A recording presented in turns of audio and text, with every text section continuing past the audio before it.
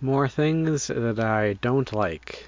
Number one, those cheap sink strainers. Hardware stores always have that one cheap sink strainer with the really big, thin nut at the top. It's a really bad strainer, and it's only kept on the shelves by newbies and gophers. It loosens itself when it gets hot, and it's harder to tighten it to an acceptable level. There are cabinets all across the planet that are being ruined because some kid couldn't go out of his way to buy the specialized tooling required to tighten a discount sink strainer. All the other options are pretty good, and you can usually get them for only a couple dollars more. For my house, I found an even cheaper pair on Amazon that is all plastic, but with a shiny film on the top. I was able to tighten them to an acceptable level with just my hands. More commercial and industrial properties should look into Amazon business accounts. Number 2, garbage disposals. They really don't make anyone's life any easier. It's just a bigger hole to lose stuff in. And when it inevitably rusts, it's probably going to drip from the bottom and ruin your cabinets. Putting them in apartments is even worse because then your tenants are going to expect them, and you can't just replace them with a strainer. And now you've got the ongoing maintenance expense of replacing it every 1 to 5 years. Some people have claimed that garbage disposals are necessary in order to have a dishwasher. This may be because many garbage disposals have an inlet on the side that may either be factory plugged or used as a dishwasher drain hookup.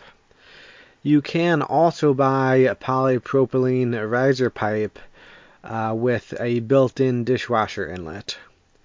Dishwashers also have very fine filters and macerators in line with the pump in order to prevent debris from clogging their spray nozzles as they recirculate water.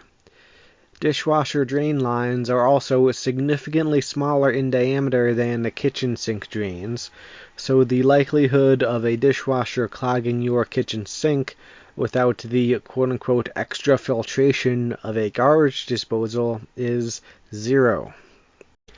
Number 3, continuous concrete floors. Polished concrete floors have been increasing in popularity over the past 2 or 3 decades.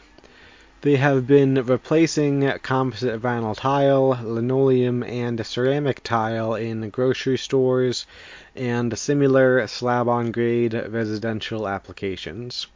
Unfortunately, this trend comes with a lot of builders trying to pour really big sections of uninterrupted concrete without the correct joints that allow for the natural expansion and contraction of concrete to occur without cracking. If joints aren't included, the concrete is going to crack, and I see a lot of cracked concrete. What makes it worse is that these continuous pours are often designed with the intention of including a hydronic heating system in the slab. These heating systems exacerbate the thermal stress and accelerate cracking. I've seen these cracks become a significant trip hazard. I actually like polished concrete as a low-maintenance alternative to the older flooring options, but continuous pours are just an annoying rookie mistake. Number 4, steel DWV pipe. Very tall buildings over a certain height are required to have steel drain stacks in order to help the stack be self-supporting, but many construction companies upsell developers on steel pipes for smaller buildings because they are quieter and help insulate the occupants against the sound of flushing toilets. Some newer buildings have PVC everywhere except in their underground parking garages, where they change to steel pipe and then back to PVC right above the slab. Realistically, the noise difference isn't that much, and people really don't mind the sound of flowing water. And I've seen rust poking through the paint on every piece of steel pipe that I have ever seen. The surface is less smooth than PVC, which leads to more clogs because rough surfaces create a better environment for the development of biofilms. Also, I prefer PVC cleanouts to Fernco's. I had one property where I had to take apart a lot of steel drains to clear out clogs, and it would have gone way faster if I could just unscrew a cleanout. Don't waste the extra money on an inferior product. Number 5. Standard bathroom pop-up assemblies. Don't buy the old style of bathroom sink drain assembly with a metal lever arm in the back. The newer styles are harder to clog, faster to unclog, and they generally contain less metal components. I spend a lot of time replacing rusty lever arms. You should generally be trying to keep metal away from water. Number 6. Non-standard light fixtures. The standard light bulb has an E26 base.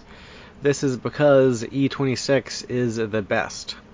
I've had to change the bulbs in a lot of light fixtures that didn't use E26 bases because E26 is kinda large, and other bases have been invented in order to fit in slimmer, more modern fixtures. But they all have reliability issues, are difficult to change, and are often hard to find bulbs for.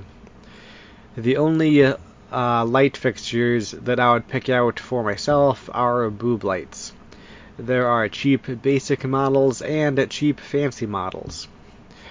I tried to find ones that are easy to access and can accommodate a variety of bulb sizes, because there are high lumen bulbs where the base is the standard E26, but the actual bulb is larger.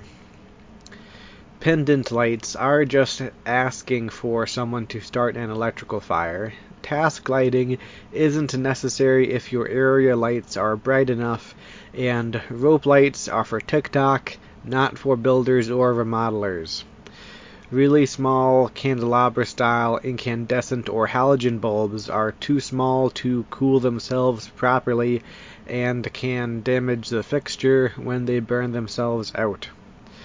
A lot of the new LED stuff, like rope lights or fixtures without interchangeable bulbs, are expensive and time-consuming to replace when the bulb burns out, and they inevitably don't last as long as advertised because they're only produced in small experimental runs before being discontinued.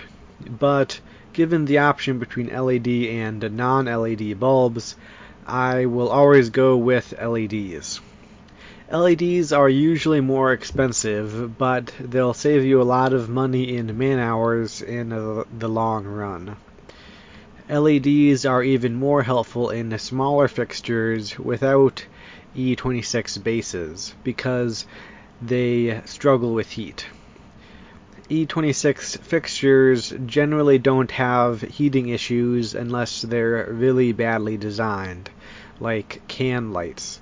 But basically all non-E26 fixtures have a wattage limit in order to deal with heat, and using LEDs can help you avoid a fire.